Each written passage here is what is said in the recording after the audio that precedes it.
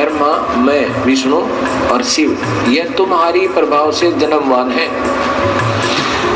तो हम तो जन्मवान है, हमारा तो जन्म होता है और मरते हैं, नित्य नहीं है, हम अविनाशी नहीं है। फिर इंद्रादि दूसरे देवता नित्य किस प्रकार हो सकते हैं? कृपया अवश्य सुनिए जगत गुरु तत्वदर्शी संत रामपाल जी महाराज के अमृत वचन।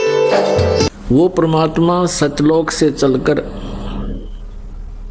यहाँ अपनी प्यारी आत्माओं को कष्ट से मुक्त करने के लिए, काल के बंधन से मुक्त करने के लिए, आत्मा को भक्ति धन से धारण पोषण कराने के लिए, इसका परिपूर्ण करने के लिए वो परमेश्वर स्वयं ही आते हैं। उनका नाम कबीर देव है, हम उसे कबीर साहब कहते हैं। वो परमेश्वर इस कलयुग के अंदर सन 1398 में विक्रमी संवत 1455 जेठ उत्तरते की पूर्णमासी यानी ज्येष्ठ सुदी पूर्णिमा को भारतवर्ष की पवित्र भूमि, पवित्र काशी शहर के अंदर एक लहर तारा नामक तालाब के अंदर विकसित कमल के फूल के ऊपर विराजमान हुए थे, एक नवजात शिशु का रूप धारण करके।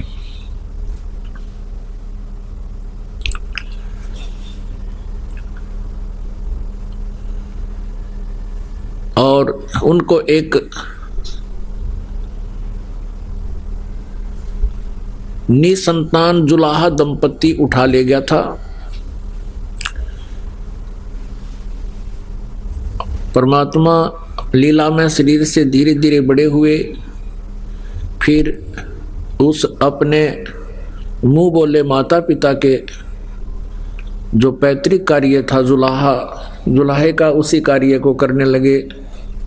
और वही पूर्ण परमात्मा परम अक्षर ब्रह्म बनारस में धानक रूप से प्रसिद्ध हुए, यानी जुलाहा कहलाए।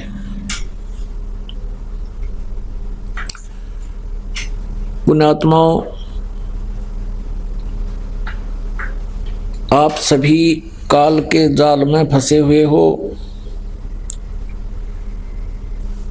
यहाँ का जो मालिक है, यहाँ का जो स्वामी है 21 ब्रह्मांड का, ये काल भगवान है।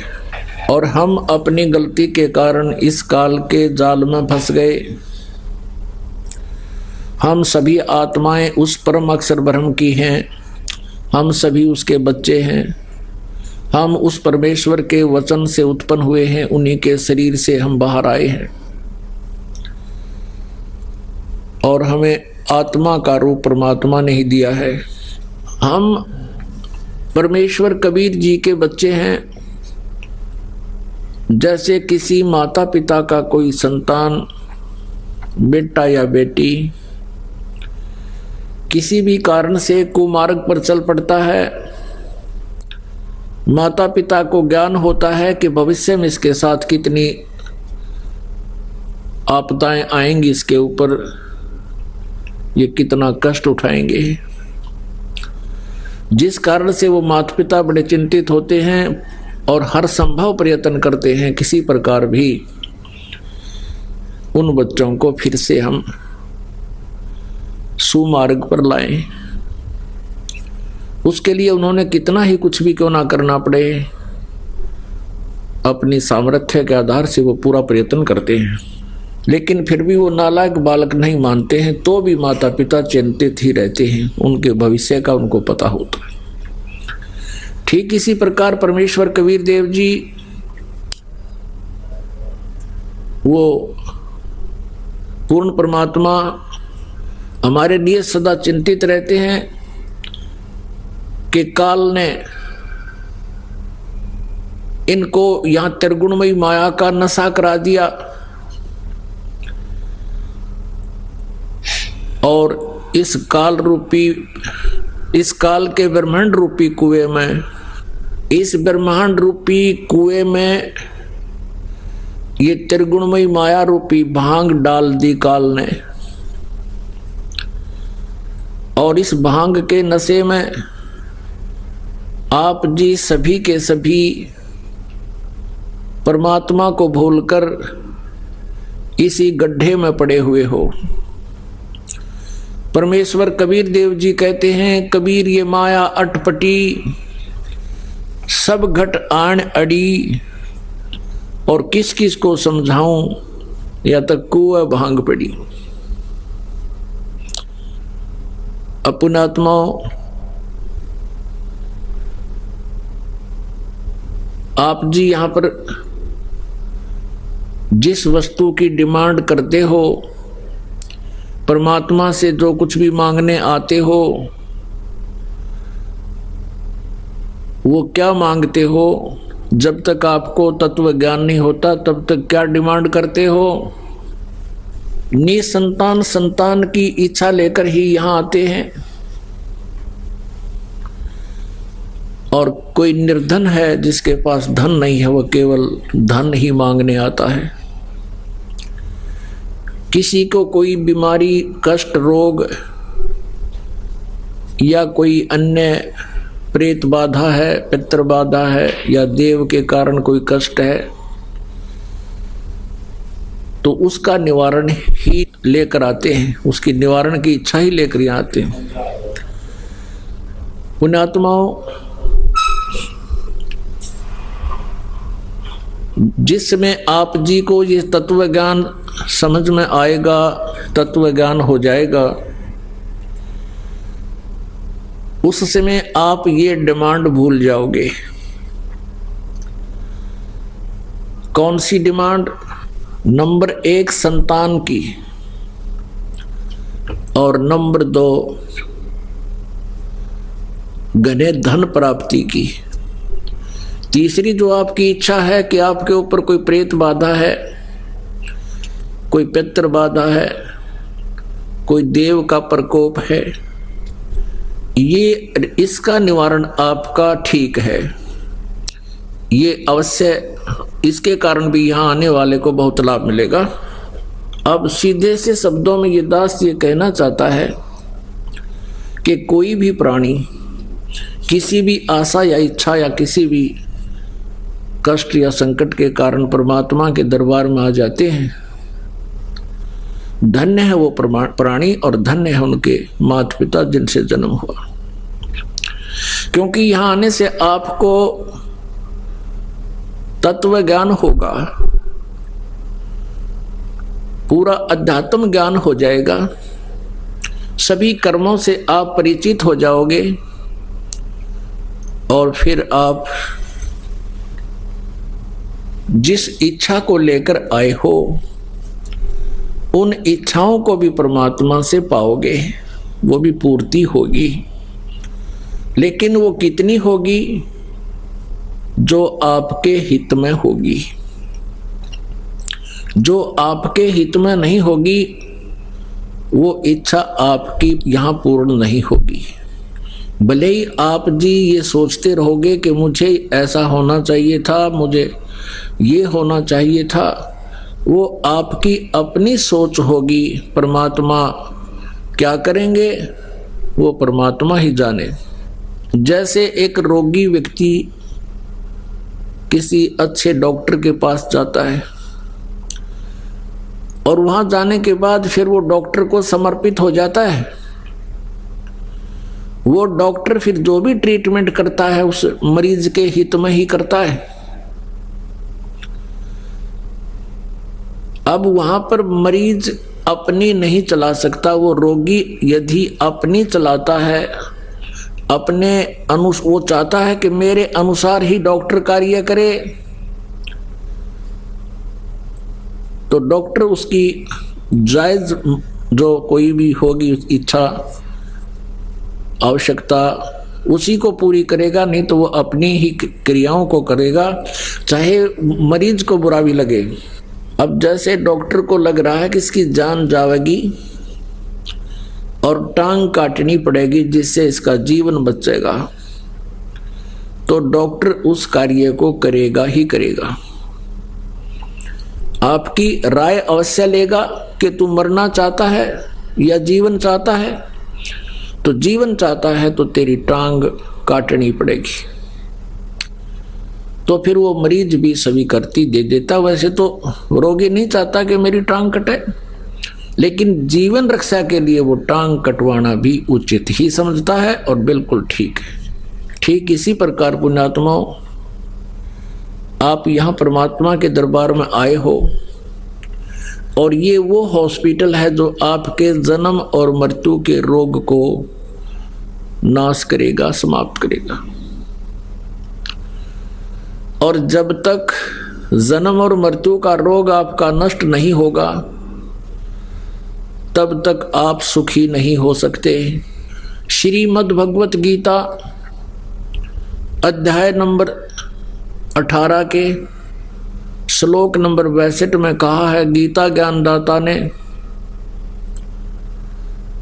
कि अर्जुन तू सर्वभाव से उस परमेश्वर की शरण में जा जिसकी कृपा से तू परम शांति को और सनातन परम धाम को प्राप्त होगा, शाश्वत स्थान को। गीता जी अध्याय नंबर 15 के श्लोक नंबर 1 से 4 में कहा है कि पूर्ण परमात्मा के प्राप्ति के लिए तत्वदर्शी संत की आवश्यकता है। गीता जी अध्याय नंबर 4 के श्लोक 34 में कहा है कि उस परमात्म तत्व को यानी तत्व ज्ञान को तू तत्वदर्शी संतों से समझ। गीता जी अध्याय नंबर 15 के श्लोक नंबर 1 में उस तत्वदर्शी संत की पहचान बताई है कि ऊपर को जड़ और नीचे को तीनों गुण रूपी शाखा वाला ये संसार रूपी उल्टा लटका हुआ एक संसार रूपी वृक्ष समझो। और जो संत इसके सभी विभाग पत्तों सहित बता देगा, स वेदवित, वह वेद के तात्पर्य को जानने वाला है, अर्थात वो तत्वदर्शी संत है। परमेश्वर कबीर देव जी स्वयं ही तत्वदर्शी संत की भूमिका भी यहाँ आकर करते हैं। एक अच्छे नागरिक की भूमिका भी स्वयं ही करते हैं। एक नेक शिष्य का रोल भी वो परमात्मा स्वयं ही करके दिखाते हैं। और एक अच्छे कवि के रूप में भी वो सुप्रसिद्ध होते हैं, क्योंकि वो अपनी महिमा की वाणी लोकोक्तियों के माध्यम से सुनाते बोलते हैं, जिस कारण से वे कवि भी कहलाते हैं, लेकिन वो होते हैं परमेश्वर। तो परमेश्वर ने बताया है अपनी अमृत वाणी में, सच्चिदानंद घन ब्रह्म की वाणी में, कबीर वाणी में। कबीर अक्षर पुरुष एक पेड़ है, निरंजन वा की डार और तीनों देवा शाखा है ये पात रूप संसार। ऊपर को जड़ तो वो परमात्मा स्वयं है, जिससे सभी ब्रह्मांडों का धारण पोषण होता है। जैसे वृक्ष को जड़ से ही पूरा आहार मिलता है, टहनी, तना, डार, पत्ते सभी उसी से आहार प्राप्त करते हैं, वो सबका धारण पोषण करने वाला होता है। तो वो तो पूर्ण परमात्मा परम अक्षर ब्रह्म स्वयं कबीर देव जी हैं। जमीन से बाहर जो दिखाई देता है वो तना होता है, उसको अक्षर पुरुष कहते हैं। गीता जी अध्याय नंबर 15 के श्लोक 16 और 17 में तीन पुरुष बताए हैं, सरपुरुष, अक्षर पुरुष और परम अक्षर पुरुष। 8वें अध्याय के 3 श्लोक में भी परम अक्षर पुरुष बताया है, जो तत्व ब्रह्म के बारे में जानकारी दी है। तो अक्षर पुरुष वो तना है और मोटी डार जो है वो सर पुरुष है, सर पुरुष, जिसे ज्योत निरंजन भी कहते हैं, काल भी कहते हैं। उस काल के यानी सर पुरुष की फिर उस डार के 3 शाखाएं हैं, उसके पुत्र हैं रजगुण ब्रह्मा, सतगुण विष्णु, तमगुण शिव जी और पात रूप हम संसार। तो यहां बताया है गीता जी अध्याय नंबर 15 के श्लोक नंबर 1 से 4 में कि जब तुझे तत्वदर्शी संत मिल जावे, इस अज्ञान रूपी अंधकार को और तत्व ज्ञान रूपी शस्त्र के द्वारा काट कर अर्थात इसको उस तत्व ज्ञान से समझकर उसके पश्चात परमेश्वर के उस परम पद की खोज करनी चाहिए। जहां जाने के बाद ये साधक फिर लौटकर कभी संसार में नहीं आते। और जिस परमेश्वर ने सारे ब्रह्मांडों की रचना की है उसी की भक्ति करनी चाहिए और ये सोच ले कि मैं उसकी शरण में हूं। गीता ज्ञानदाता कहता है वो परमेश्वर कोई और है, मुझसे भिन्न है, उसकी जानकारी मैं भी नहीं रखता, तत्वदर्शी संत बताएंगे। गीता जी अध्याय नंबर 7 के श्लोक नंबर 29 में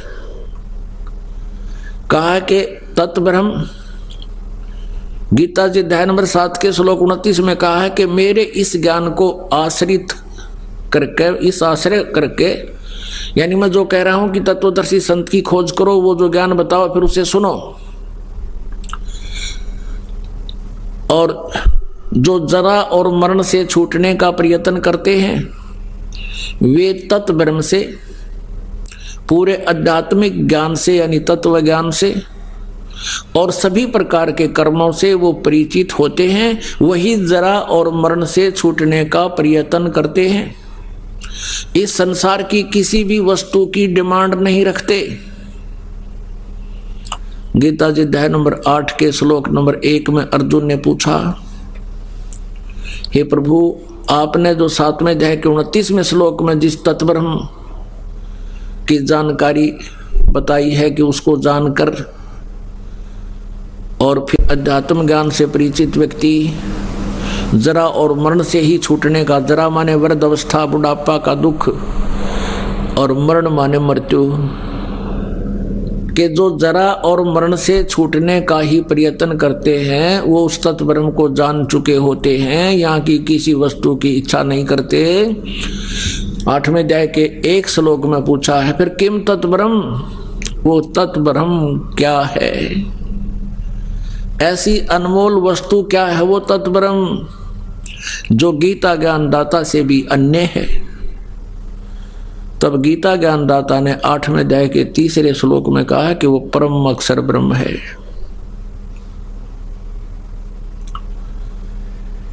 और उस परम अक्षर ब्रह्म की साधना करने से प्राणी फिर कभी लौटकर संसार में नहीं आते।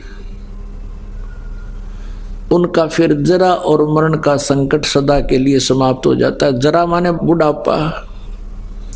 पुणात्माओं, जब तक ये जीव किसी कष्ट को महसूस नहीं करता तब तक ये किसी के कहने से भी मानता नहीं, और जब इसके ऊपर आपदा आ जाती है फिर ये चिल्लाता फिरता है। आप पुण्यात्माओं, जो व्यक्ति वृद्ध हो चुके हैं उनके पास थोड़ी देर बैठा करो, उनका अनुभव सुनो, उनके साथ अब क्या बीत रही है। पहले वो भी युवा थे, एक पल भी उनको चैन नहीं था, सारा दिन दौड़ धूप में रहते थे, और अब वृद्ध अवस्था में उनकी कितनी दुर्गति हो रही है। और फिर मृत्यु कोई नहीं चाहता, और मृत्यु भी होगी। वृद्ध अवस्था कोई नहीं चाहता, वृद्ध अवस्था भी होगी। तो ये जो हम नहीं चाहते जो कष्ट, वो हमारे ऊपर अवश्य आएंगे। तो कहने का भाव ये है कि ये दुख का मूल है, और ये दुख मिटे कैसे?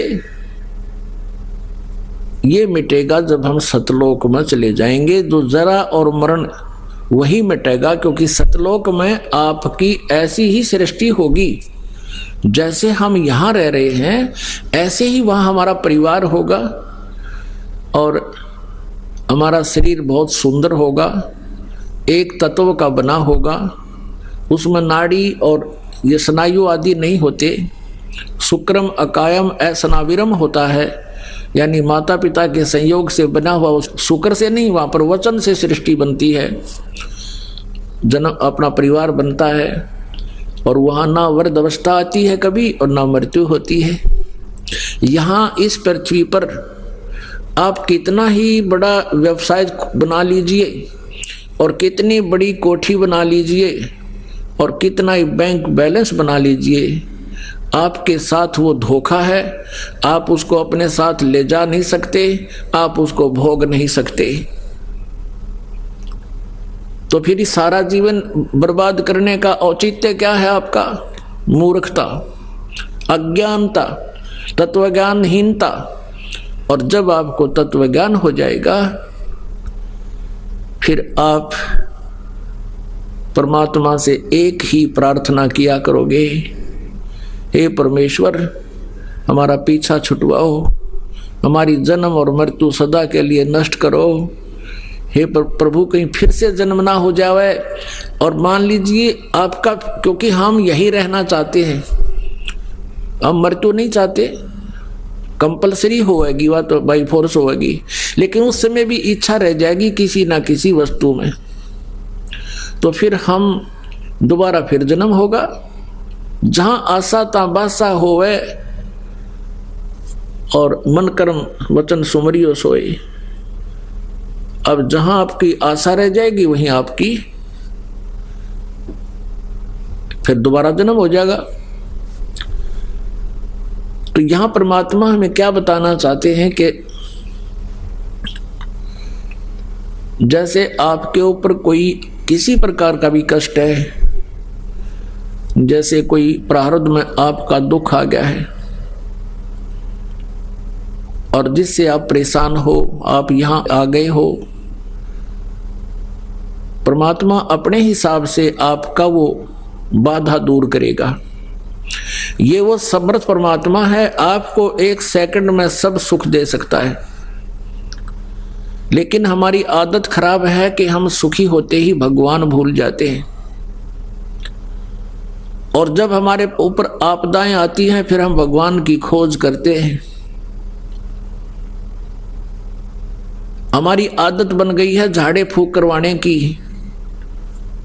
हम हैबिचुअल हो गए हैं कि किसी पर कोई कष्ट हुआ, किसी ने जाके झाड़ा लगा दिया, बस झाड़ा लाने वाले को दे दिए 100 रुपये जो उसने मांगे, कुछ राहत मिल गई तो अच्छा है, नहीं तो वो अपने खुश हम अपने खुश, बस इतना काम है। लेकिन यहाँ ऐसा नहीं है। यहाँ आपका वो दीर्घ रोग काटा जाएगा जिसके लिए आपको रेगुलर ट्रीटमेंट की आवश्यकता पड़ेगी। और परमात्मा के दरबार में आने से जो इच्छाएं आपकी हैं वो तो सबतः पूर्ण होंगी। जैसे किसान गेहूं बीजता है, अपने आत्माओं आप इस तत्व ज्ञान से परिचित होजिए।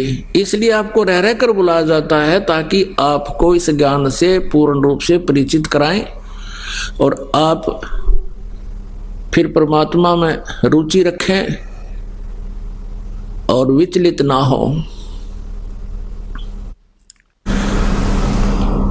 इसलिए आप जी को यहां बार बार बुलाया जाता है।